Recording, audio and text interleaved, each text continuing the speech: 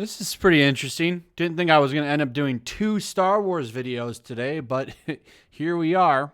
This just dropped a little bit ago, and I found this pretty interesting. So Kathleen Kennedy did an interview with Rap Pro. Never heard of this outlet before, but apparently she sat down and did an extensive interview with them.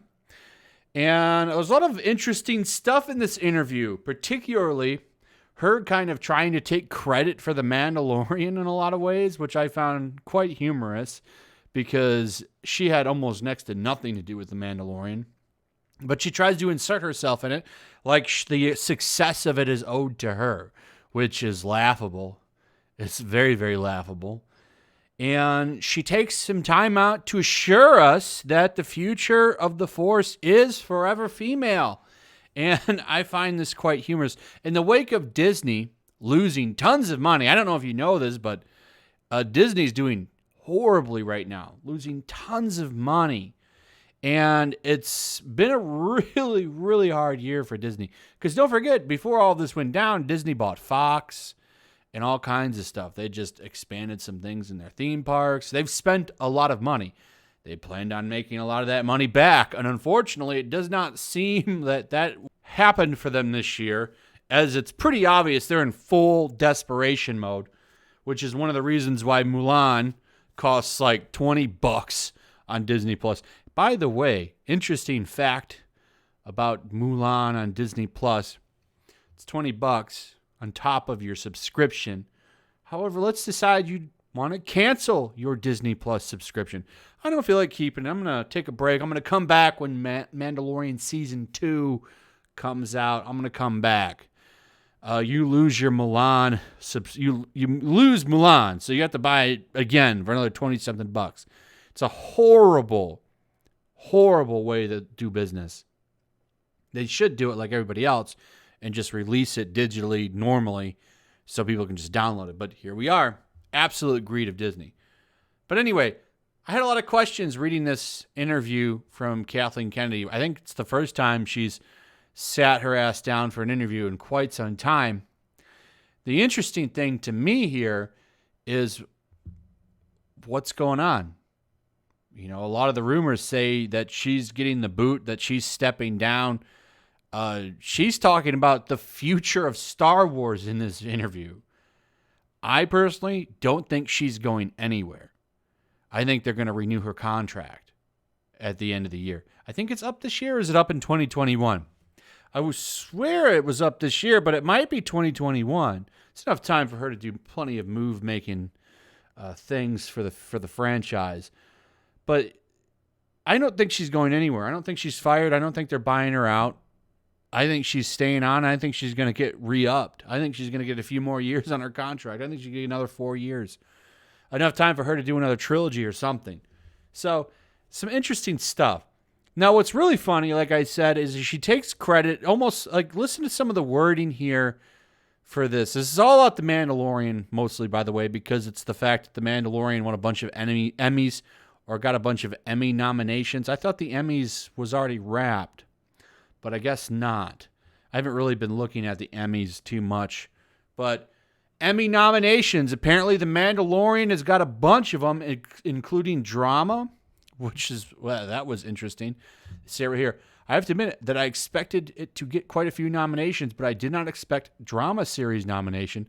Kathy says, no, that was really nice to see. Really nice.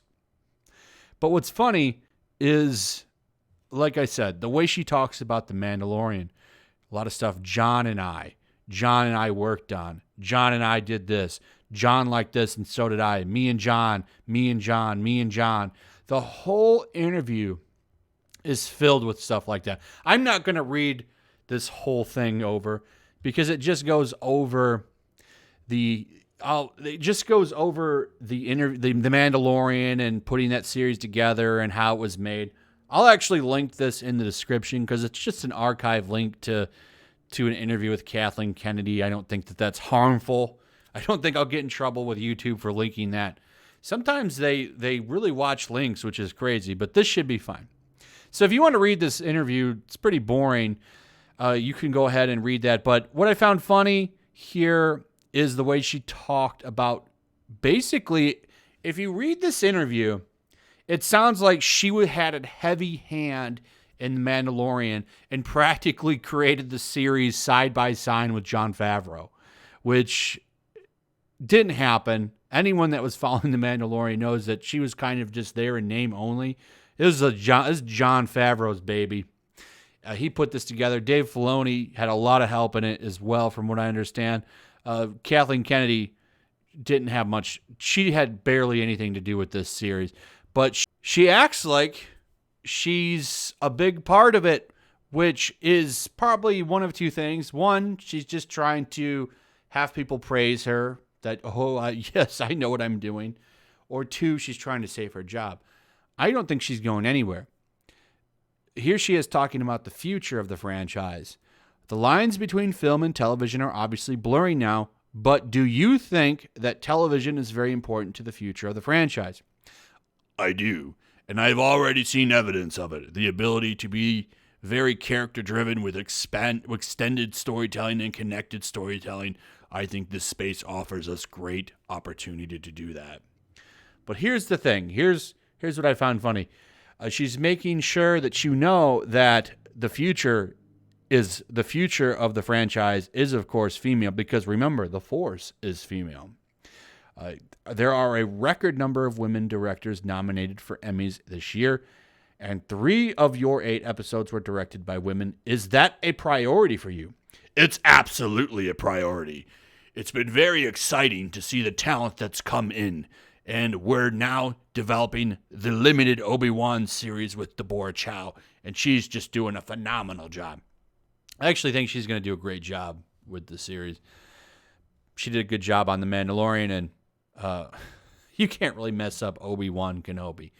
I was actually sad because I love Nina DaCosta, and she was just announced to do Captain Marvel, the sequel. She's another director I've been watching, and I think she's enormously talented. Certainly, the kind of television that's being made now is going to give many people the opportunity to direct more and to be more involved with shows that have special effects and extended production values. So you get the point. It's like, oh, I was already thinking about getting that hot amateur to come in and direct a Star Wars movie, but they got it for Captain Marvel anyway.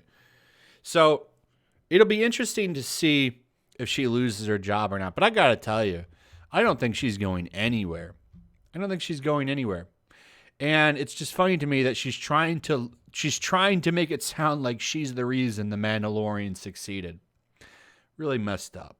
Anyway, what do you guys think? Do you think she's gone? Do you think she's staying?